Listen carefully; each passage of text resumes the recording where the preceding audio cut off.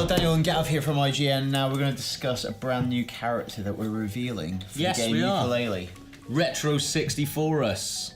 What is Retro 64us? I'll tell you, Daniel. Retro 64us is a dinosaur that's kind of like a hang-up from the N64 days. Okay. That's why he's got like scan lines and like looks to what would have a low polygon count. Okay, a little bit blocky. A little bit blocky. He's a little bit dumb, apparently. So we spoke to the guys at Platonic Games, and apparently, like, the idea is that he is the sort of gatekeeper, the guy looking after these arcade machines that you can unlock in every world. So you obviously you've got like the platforming stuff of Yooka, and then if you're good, I guess, you unlock arcade machines which have like different kinds of like weird games, and he's like the arcade keeper for that. Okay.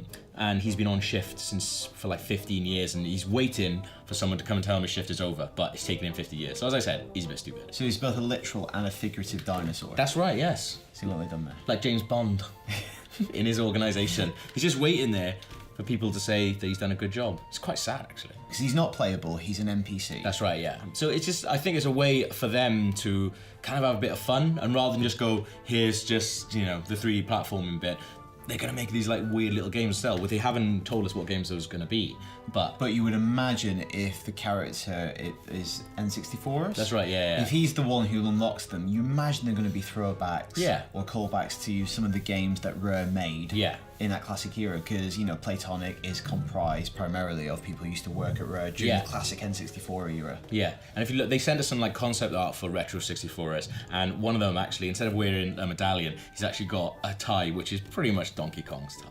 Yeah. So you kind of think like maybe some of those are going to be like side-scrolling little things. A lot of ties look similar.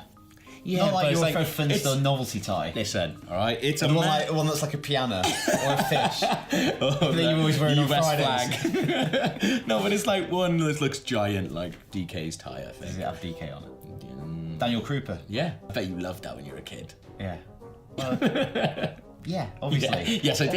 Obviously, Diddy Kong, it all works. I like the idea though. I like the idea that you know they're including these like arcade machines because they can have a bit of fun with them. There was stuff like that in like this. They've done stuff like that in Rayman and actually in Donkey Kong Country Returns, where they have like the night levels and things like that. Sort of like playing with what you expect and doing something a little bit fun with it. Yeah, they detailed this a bit on their Kickstarter. How they have these like throwback levels. Yeah. So it seems like I reckon this is he's the gatekeeper of those. Exactly, and it's like you know the thing that a lot of people love about Ray is like they poke fun at themselves and things like that. So you think this is going to be a really, really good way of them, poking fun at that. But also in a way as well that he's an N64 character that they've like remastered. It's actually more interesting because it's the whole point of Yooka is to make a modern version of a kind of genre that is no longer funded at this level. Yeah. But within that, you've got this kind of commentary and also not just the commentary, kind of examples of that heritage. Yeah.